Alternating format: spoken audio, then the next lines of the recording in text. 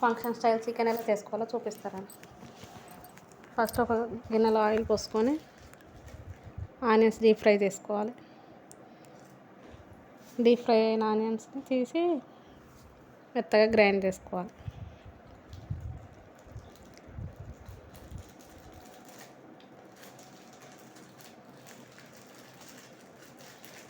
ఈలోపు చికెన్ మంచిగా కడిగి దాంట్లో ఆనియన్ పేస్ట్ వేసి మొత్తం కలిసేలా కలుపుకోవాలి.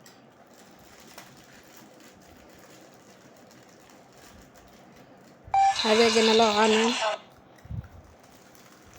పచ్చిమిర్చి, పుదీనా, తర్వాత చికెన్ వేసుకొని మంచిగా కలుపుకోవాలి మొత్తం కలిసేలా.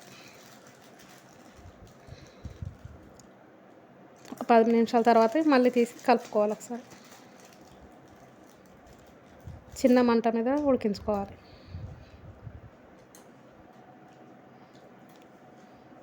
ఆ వాటర్ అంతా ఇంకిపోయాక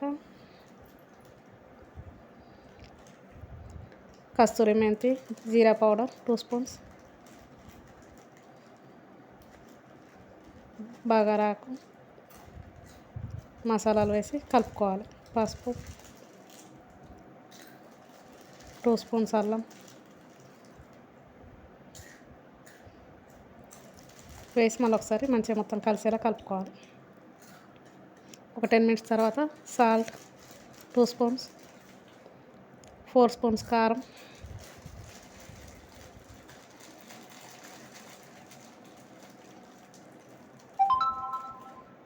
వేసి మళ్ళీ మొత్తం ఒకసారి కలిసేలా కలుపుకొని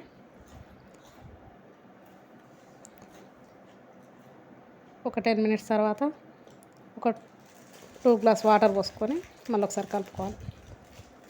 మంచి గ్రేవీ వస్తుంది కర్రీ. ధనియా పౌడర్ 2 స్పూన్స్ వేసి ఒకసారి మళ్ళీ కలుపుకొని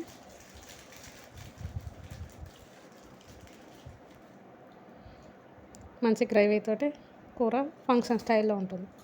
నాటుకోడి స్టైల్ చికెన్ రెడీ అయింది. అందులో గారెలతో తింటే సూపర్.